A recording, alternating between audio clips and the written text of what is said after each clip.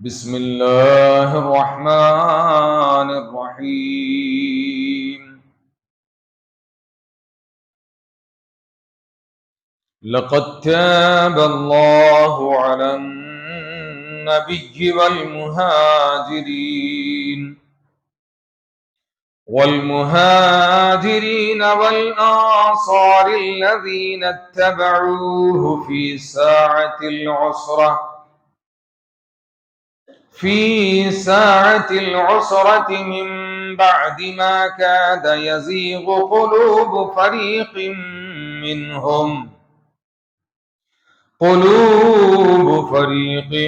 منهم ثم تاب عليهم إنه بهم رؤوف رحيم. صدق اللہ العظیم. یقیناً اللہ سبحانہ و تعالی نے پیغمبر صلی اللہ تعالی علیہ وسلم پر مہربانی کی اور ان مہاجرین و انصار پر جنہوں نے بڑی تنگی اور بے سر و سامانی کے وقت پیغمبر کا ساتھ دیا، باوجود یہ کہ ان میں سے ایک گروہ کے دل ڈگمگانے کے قریب ہو چکے تھے، مگر پھر اللہ نے ان پر مہربانی کی کہ ان کو سنبھال لیا. بلا شبہ وہ ان پر شفقت کرنے والا اور مہربان ہے. پچھلے کئی رکوع سے تبوک کے سفر کے واقعات کا بیان ہو رہا ہے. اس سفر میں جو لوگ حضرت صلی اللہ تعالی علیہ وسلم کے ساتھ نہیں گئے تھے ان میں بہت سے تو منافق تھے جن کا راز فاش کیا گیا اور جن کی تنبیہ کی گئی. ان کے علاوہ یہ چند مخلص مسلمان بھی پیچھے رہ گئے تھے. ان میں سے کئی حضرات نے سزا کے طور پر اپنے کو مسجد نبوی کے ستونوں سے باندھ دیا تھا، جن کا قصور معاف کر دیا گیا. ان کے علاوہ 3 حضرات ایسے تھے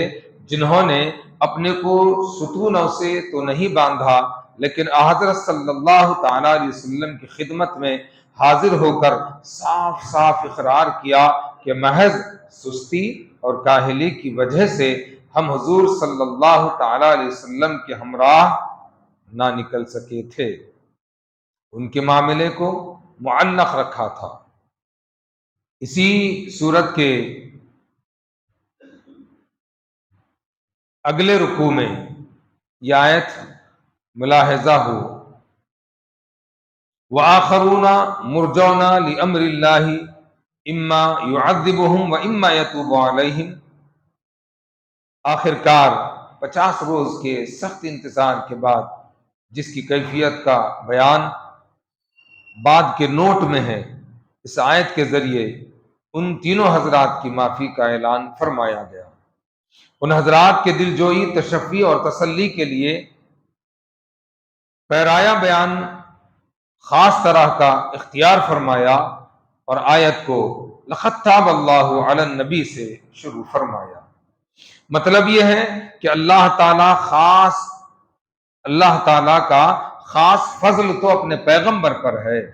اور آپ صلی اللہ تعالی علیہ وسلم کی برکت سے ان مہاجرین اور انصار رضوان اللہ تعالی علیہم اجمعین پر ہے جنہوں نے سفر کی انتہائی سختیوں کو برداشت کر کے نہایت خوش دلی کے ساتھ حضرت صلی اللہ تعالی علیہ وسلم کا ساتھ دیا تھا. پھر اللہ تبارک و تعالی کی مہربانی ان ایمان والوں پر بھی جنہوں نے منافقوں کی طرح جھوٹے بہانے نہیں بنائے بلکہ صاف صاف اپنے قصور کا اعتراف کیا اور احکام الہی کے انتظار میں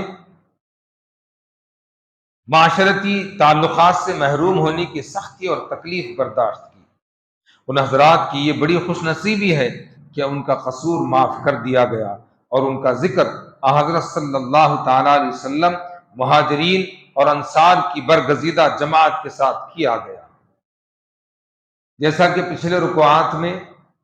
جنگ تبوک کے واقعات کا تذکرہ ہوا اور ان میں بہت سارے منافقین کی حرکتوں کو اور ان کے نفاق کے پردے کو چاک کیا گیا، ان کے راز کو فاش کیا گیا، اور ساتھ ہی ساتھ اس سفر میں نہ چلنے والے، کسی وجہ سے رہ جانے والے مگر دل سے سچے پکے اور مومن تھے، مخلص مومن تھے، وہ بھی پیچھے رہ گئے تھے، تو ان کے متعلق بھی اللہ تبارک و تعالی نے اپنا فرمان جاری فرمایا، کیونکہ آقا علیہ الصلوۃ والتسلیم کچھ لوگوں کے معاملات کو، کچھ صحابہ کے معاملات کو اللہ کے حوالے کر دیا تھا، تو اللہ تبارک و تعالی نے رفتہ رفتہ ان کے متعلق احکام کو نازل فرمائے اور ان کی توبہ کو قبول فرمایا،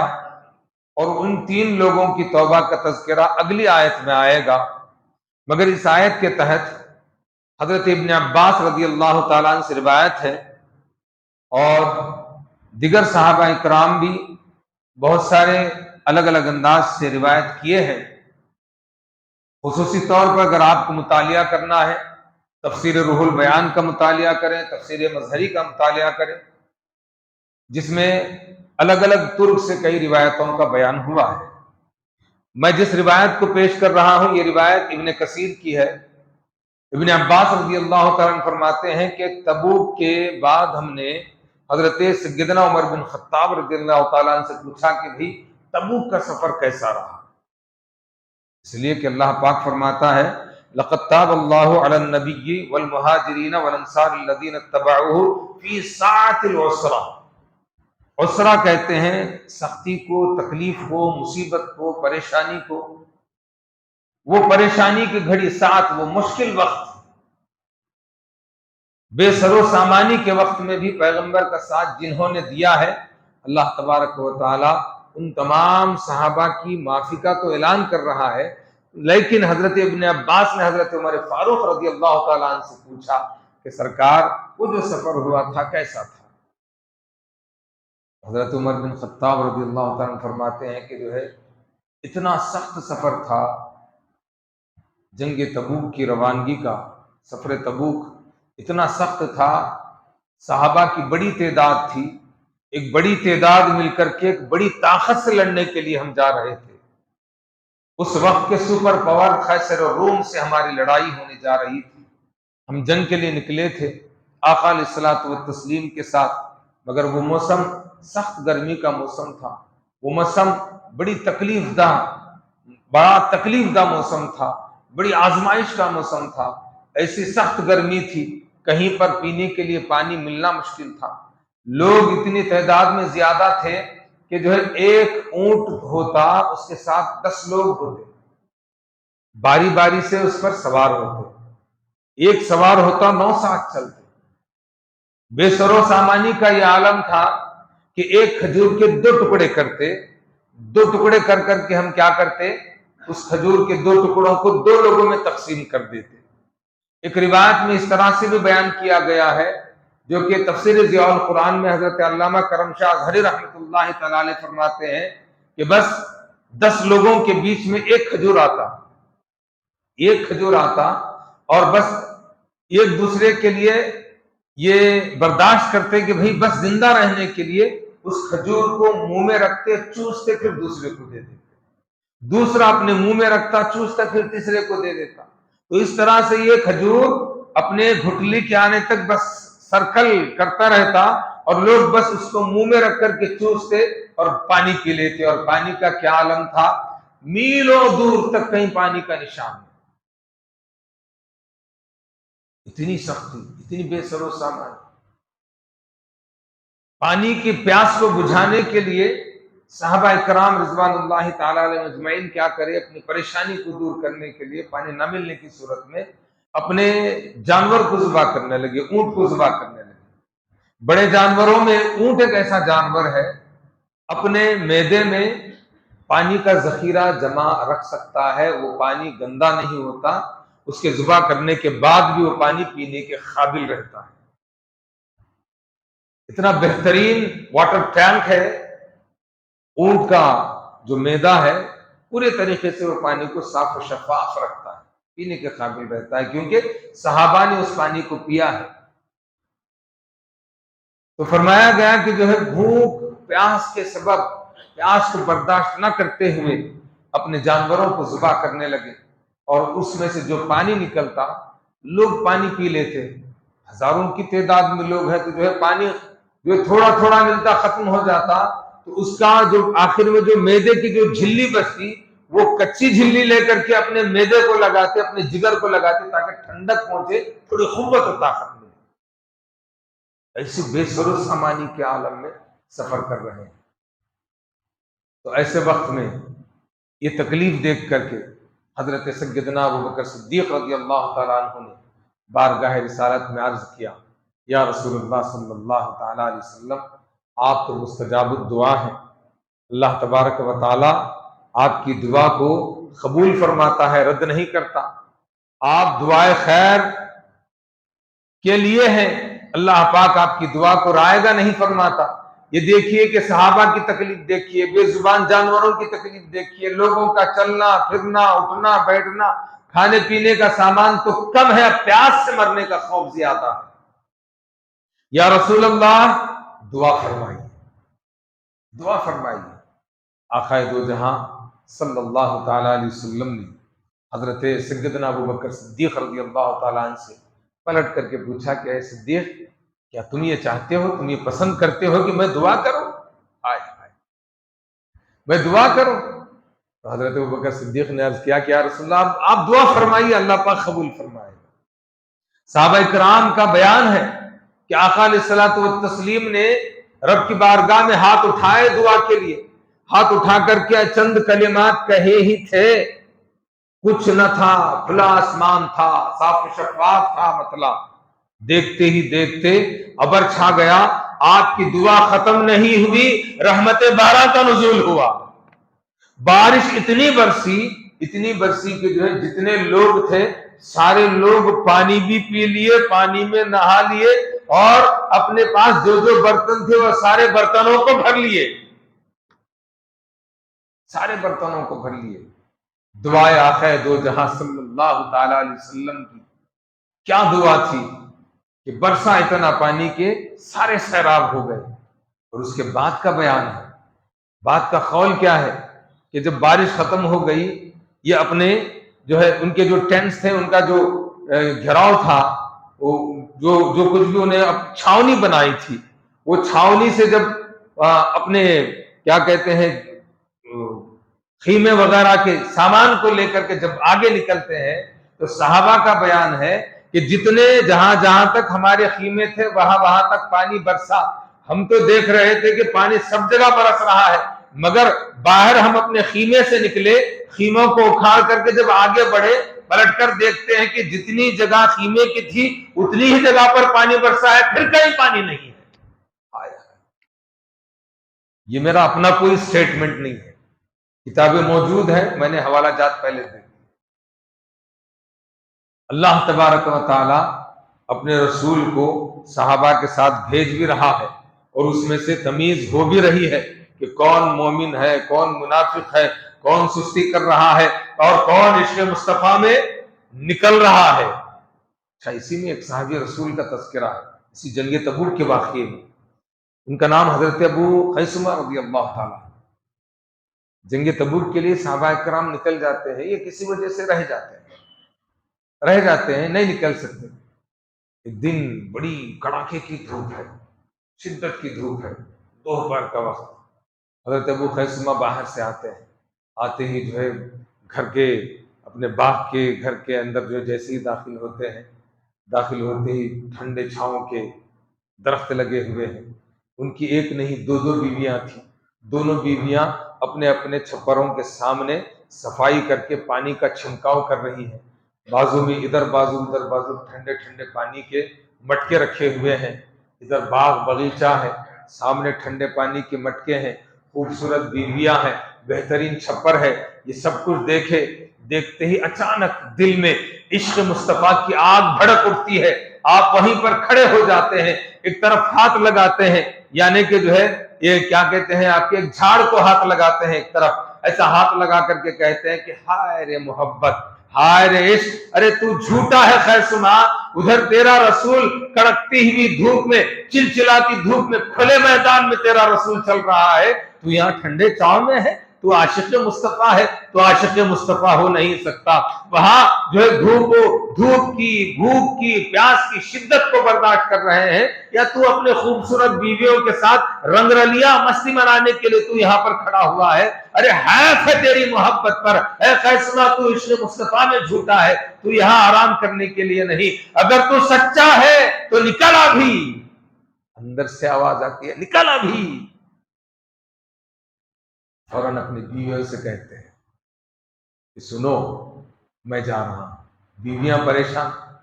آئے تھے ابھی بھی جا رہے ہو؟ کہا کہ اب نہیں۔ اپنی اونٹنی کو کھڑا کیا، سوار ہوا، کہا کہ خدا کی قسم میں اب تک کسی چھاؤں کے، جب تک میں کسی چھاؤں میں نہیں بیٹھوں گا تب تک کہ قافلہ مصطفیٰ کے ساتھ نہ مل جاؤں، نہ آرام دیکھا، نہ چین دیکھا، نہ سکون دیکھا، کچھ دیکھا، بس یہ کہا کہ جو ہے تو جھوٹا ہے اگر نہ ملا آقا سے۔ نکل گئے۔ راویوں کا بیان ہے کہ بندہ ایسے نکلا کہ جو ہے بس دوڑاتے آخرکار ایک وقت ایسا آیا کہ آقا علیہ الصلوۃ والتسلیم صحابہ کے ساتھ ہیں۔ صحابہ کرام رضوان اللہ تعالی علیہم اجمعین میں سے کچھ لوگوں نے دور دیکھا کہ خاک اڑ رہی ہے، کوئی آ رہا ہے۔ انہوں نے کہا کہ یا رسول اللہ ادھر سے کسی کے آنے کی اطلاع مل رہی ہے کہ وہاں پر سے دھول اڑ رہی ہے، خاک اڑ رہی ہے، کوئی آ رہا ہے۔ تو آقا نے فرمایا کہ وہ ابو خیثمہ ہوگا۔ تو جیسے ہی جو ہے قریب آئے تو صحابہ کرام کا بیان ہے کہ آقا نے اتنی دور سے کہا تھا کہ ہماری کسی کی نظر پہچان نہیں پا رہی تھی، ادھر آقا نے کہا کہ وہ ہوگا خیثمہ، تو آیا تو وہی خیثمہ تھا جو گھر سے نکلا تھا آقا سے۔ کیا نظر ہے آقا کی، کیا دعا ہے آقا کی۔ ایک اور روایت ہے، آخر میں عرض کر دوں، لقد تاب اللہ علی النبی والمہاجرین کے تحت، کہ حضرت سیدنا عمر بن خطاب رضی اللہ تعالیٰ عنہ فرماتے ہیں کہ یہ جو مصیبت تھی، یہ جو لوگ پریشانیوں کے عالم میں گزر رہے تھے، ایک اور مقام کا، مطلب اسی جنگ میں ایک اور مقام پر کچھ دنوں کے بعد کا تذکرہ فرماتے ہیں کہ لوگ جو ہے کھانے پینے سے تو پریشان تھے، کھانے کے لالے پڑ گئے تھے، جو ہے بڑی مشکل سے کچھ لوگوں کے پاس بچا ہوا تھا۔ تو آقا علیہ الصلوۃ والتسلیم کی بارگاہ میں گزارش کرے کہ یا رسول اللہ کھانے کے بہت واندے ہو رہے ہیں، بہت پریشانی ہو رہی ہے، بھوکے مرنے کی جو ہے حالت آ گئی ہے کہ کیا کریں۔ آقا نے فرمایا کہ اتنے بھوکے ہیں، کھانا چاہتے ہو؟ بولے کہ صحابہ میں اعلان کر دوں کہ جس کے پاس جو ہے وہ لائے۔ دستر بچھا دیا، دستر بچھا کر کے، یہ روایت یاد آ گیا عرض کر دوں، حضرت اسماعیل حق علیہ رحمت و رضوان نے تفسیر روح البیان میں بیان کیا، تفسیر روح البیان میں اس کا تذکرہ ہے۔ تو آپ فرماتے ہیں کہ دستر بچھا دیا گیا، صحابہ میں ندا کر دی گئی کہ جس کے پاس جو ہے وہ لائے۔ کوئی کھجور لے کے آیا، تھوڑے سے جو بھی تھے، کوئی کھجور لایا، کوئی جو لایا، کوئی باجرہ لایا، کوئی جواری لایا، جو دانے تھے، جو پھل تھے، سب لائے، لا کر کے دستر پر ڈال دیا۔ آقا علیہ الصلوۃ والتسلیم نے بارگاہ رب العزت میں دعا فرمائی۔ دعا فرمانے کے بعد اگر ہماری اور آپ کی زبان میں کہوں، آقا علیہ الصلوۃ والتسلیم نے کیا کیا کہ سب کچھ تو سامنے ہے، دعا فرمائی، اگر میں کہوں تکلیف نہ ہوگی کہ فاتحہ دلوائی، اس کے بعد کہا کہ کھاؤ، اٹھا لو جس کو جتنا چاہیے۔ جتنے صحابہ تھے سب نے اپنا برتن بھر بھر کے لے لیا، اپنا برتن بھر بھر کے لے لیا، اس کے بعد بھی جتنا جمع ہوا تھا وہ اتنے کا اتنا ہی رہا۔ یہ معجزہ مصطفیٰ صلی اللہ تعالیٰ علیہ وسلم۔ تبوک کے موقع پر کتنے معجزے، کتنے اختیارات، کیسی دعائیں، کیسا منظر۔ وہ صحابہ کے بھی کیا آنکھیں تھی کہ کیسے کیسے مناظروں کو اپنے آنکھوں سے دیکھتی رہی۔ اور اس کے بعد آقا نے فرمایا اشہد ان لا الہ الا اللہ وانی محمد الرسول اللہ۔ آقا نے فرمایا کہ دیکھو جو کوئی جو کوئی صدق دل سے یقین سے اس کلمے کو پڑھتا ہے اور اس کلمے کو پڑھ کر کے یقین کے ساتھ اس کلمے پر عمل کرتا ہے، اللہ تبارک و تعالی دین و دنیا میں اس کی کامیابی عطا فرماتا ہے، اس کو جہنم سے آزادی دلاتا ہے۔ اللہ تبارک و تعالی سے دعا ہے اللہ تبارک و تعالی ہمارے کہنے سننے سے زیادہ عمل کرنے کی توفیق عطا فرمائے۔ مولا کریم ہمارے گناہوں کو معاف فرما، خطاؤں کو معاف فرما، کاہلیوں کو درگزر فرما، تیری صحیح بندگی کرنے کی ہمیں توفیق عطا فرما۔ مولا پاک قرآن پاک کو پڑھنے اور اس کو سمجھنے کی توفیق عطا فرما، قرآن پاک کو پڑھنے اور اس پر عمل کرنے کی توفیق عطا فرما، قرآن پاک کے پیغام کو عام کرنے کی توفیق عطا فرما۔ ماہ رمضان، ماہ فرقان، ماہ قرآن کے ماہ کا ادب و احترام کرنے کی توفیق عطا فرما۔ ہماری اس ماہ مبارک میں جو بھی عبادت